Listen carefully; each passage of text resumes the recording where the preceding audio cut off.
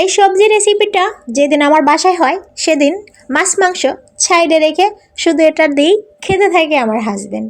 Hello everyone, আসসালামু আলাইকুম। সবাই কেমন আছেন? আশা করি যে যেখানে আছেন ভালো আছেন এবং সুস্থ আছেন। আমি আলহামদুলিল্লাহ ভালো আছি। আমি নাহার অ্যান্ড রাজু রান্নাঘর পেজ থেকে সবাইকে স্বাগতম। তো আজকে একটা রেসিপি নিয়ে চলে আসলাম, সবজি রেসিপি।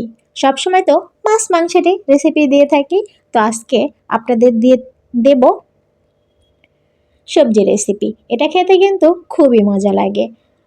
কড়াইতে সরিষার তেল দিয়ে তাতে পাঁচফোড়ন দিয়ে দিলাম কাঁচামরিচ ফালি আর রসুন আর পেঁয়াজ কুচি দিয়ে ব্রাউন কালার করে ভেজে নিয়ে এতে দিয়ে দিলাম মিক্স করা ডাউল।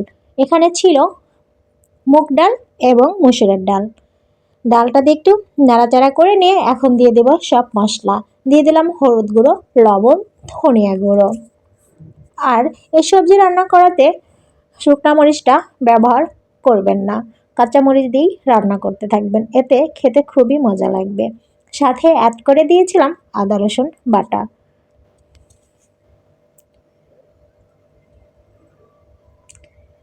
ডালটা কষানো হয়ে এসেছে, এখন আমি এর ভিতরে দিয়ে দিলাম কেটে রাখা পেঁপে, আলু আর গাজর। এখন এটা ডালের সাথে নাড়াচাড়া করে মিশিয়ে নিতে হবে, বেশ কিছুক্ষণ কষিয়ে নিতে হবে। তো কষানো প্রায় আমার শেষের দিকেই। এখন আমি এর ভিতরে দিয়ে দিব পরিমাণ মতো পানি।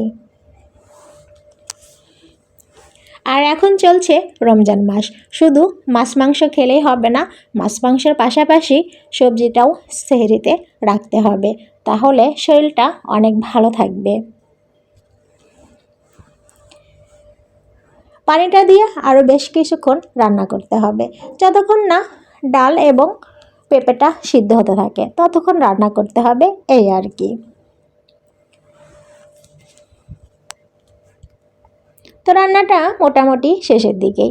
এ পর্যায়ে আমি দিয়ে দিচ্ছি ধনিয়া পাতা। ধনিয়া পাতা দিয়ে আবারও নাড়াচাড়া করে নিলাম। এখন দিয়ে দেব ওপর দিয়ে জিরা গুঁড়া দিয়েই নামিয়ে ফেলবো। তা আমার ভিডিও যদি ভালো লেগে থাকেন তাহলে লাইক, কমেন্ট এবং শেয়ার দিতে ভুলবেন না। কেমন? তা আজকের মতো আমি এখানেই বিদায় নেব। নেক্সট ভিডিওর আমন্ত্রণ জানিয়ে আজকের মতো এখানেই বিদায় নিলাম। আল্লাহ হাফেজ। সবাই ভালো থাকবেন, সুস্থ থাকবেন, আর লাইক কমেন্ট করতে কিন্তু ভুলবেন না। কেমন ভাইয়া আপুরা?